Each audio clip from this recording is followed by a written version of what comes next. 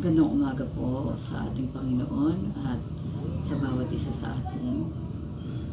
Ako po muli si Pinky Sinian na naghahatid sa inyo ng salita ng Lord sa ating pong morning watch. Makibasa po tayo sa Psalm 119, 1 to 16 po. Ganito po yung sinasabi. Blessed are those whose ways are blameless, who walk according to the law of the Lord. Blessed are those who keep His statutes and seek Him with all our heart. They do no wrong, but follow His ways. You have laid down precepts that are to be fully obeyed. Oh, that my way were steadfast in obeying your decrees. Then I would not be put to shame when I considered all your commands. I will praise you with an upright heart as I learn your righteous laws. I will obey your decrees. Do not utterly forsake me. How can a young person stay on the path of purity? By living according to your word. I seek you with all my heart. Do not let me stray from your commands.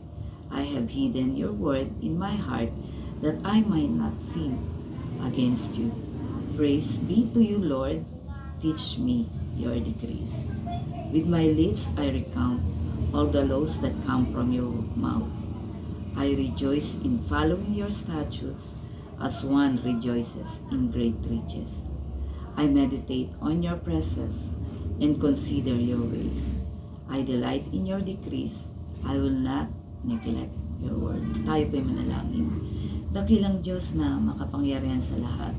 Patuloy kaming nagpupuri, nagpapasalamat sa iyong kabutihan, sa iyong kagandahang loob, O God, na ibinigay mo po sa amin. Maraming salamat po, O God, sa panibagong umagang ito na iyong kaloob.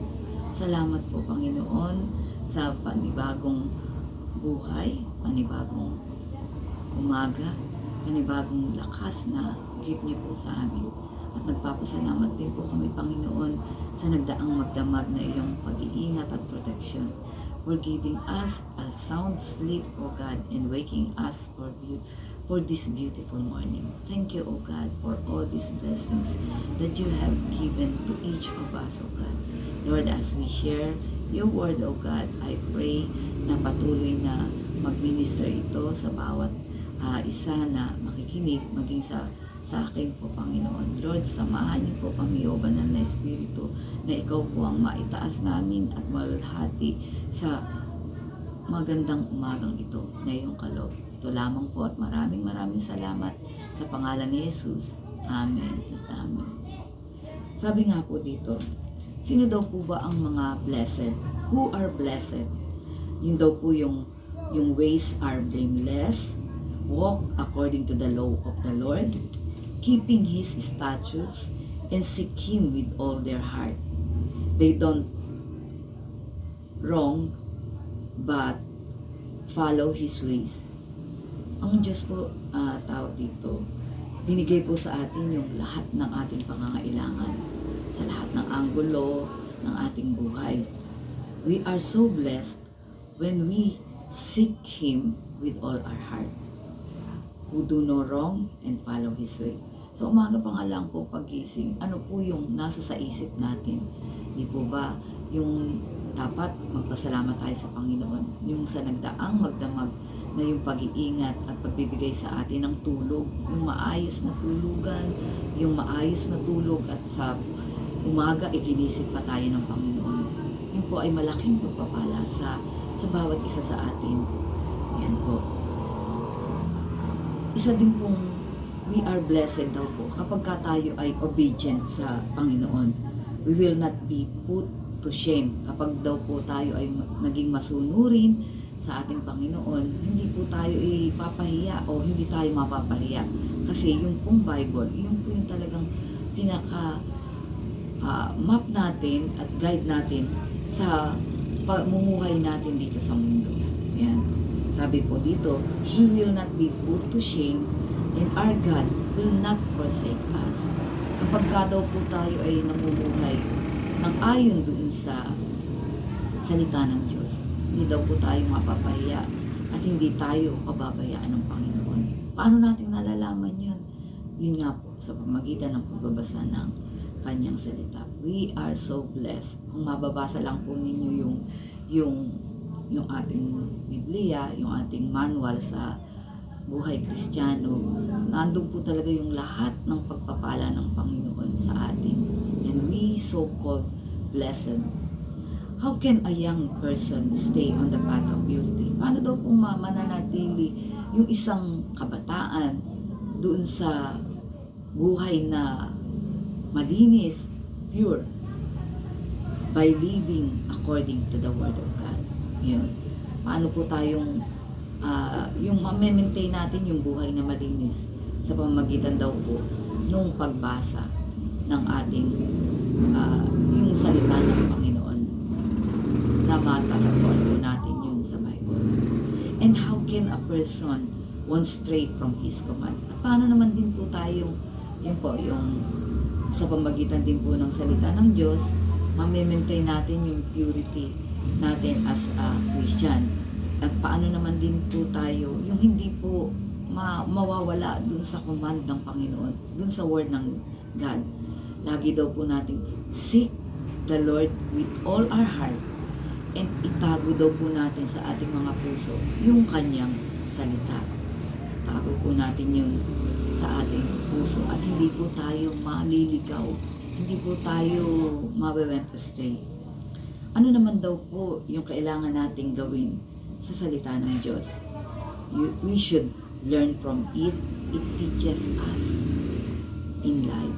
Lahat po ng bagay sa ating buhay, matatagpuan po dyan sa salita ng Lord. Kaya, yun daw po, ano ang gagawin natin sa salita ng Diyos, kundi matuto tayo from it. At dahil yun po ay nagbibigay ng gabay, ng manual sa ating buhay. Tapos, recount, bilang-bilangin po natin, consider all the laws po ng Panginoon. Sabi nga dito, pagka daw po medyo down ang moment mo, medyo down yung iyong buhay, count your blessings. At saan po natin matatagpuan yung mga blessings na yan? Paano po natin malalaman na we are so blessed? Yun po sa salita ng ating Panginoon. Sabi pa po dito, rejoice in following His statutes as one rejoices in great riches. Talaga pong ang kayamanan ng isang Kristiyano yung pong salita ng Diyos. Kasi yan nga po yung magagabay sa atin tungo doon sa buhay na walang hanggan. Lahat po dyan matatagpuan natin. Sabi pa po dito, meditate on it. Yung parang muni-munihin natin ang mga salita ng Diyos kasi yan nga po yung magiging gabay natin. Tapos, delight in His decrees. Yung bang i-desire natin parati, nasa paggising pa lang natin sa umaga, yung bang puntahan na natin, ano ba ang salita ng Lord sa akin for this day's journey. Yun po. At I assure po sa inyo, 100% po, hindi kayo maliligaw kung meron kayong hawak-hawak at merong nasa puso at nasa isip ninyo yung salita ng Lord. Don't neglect His word. Huwag po natin baliwalain. Napakalaking tulong po sa isang Kristiyano yung salita ng Diyos. Ngayon nga po 2024, kung paanong from 2023 bin-reach in ng Lord yung year na to, 2024, and we are walking through, ano po ang magiging gabay natin sa paglakad po natin ngayong 2024? Wala pong iba, kundi yung salita ng Diyos po, na kung saan i-guide tayo, ililid tayo sa tamang pamumuhay. Kaya yun po, tayo po'y manalangin, yun lang po ang maibabahagi ko sa inyo na sa umagang ito, ang pinaka ano po dito, yung pinaka bottom line po, always seek the Lord with all your heart and heed God's word in our heart. To God be the glory. Tayo po'y manalangin. Dakilang Diyos, muli po'y maraming salamat sa mga salita mo na patuloy na ibinibigay niyo po sa amin sa bawat araw.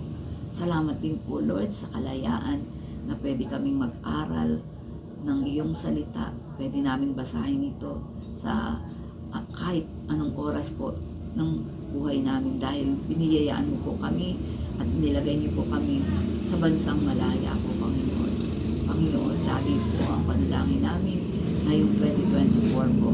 Ang maging hawak namin at laging gabay namin ay iyong salita upang matapos namin ang journey namin for 2024 ng maayos, maganda, at mapagpalang taon.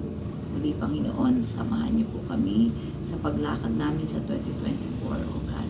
At yung mga salita mo, Panginoon, ay laging mas malagay sa aming mga puso. Ito lamang po, Lord, sa pangalan ni Jesus.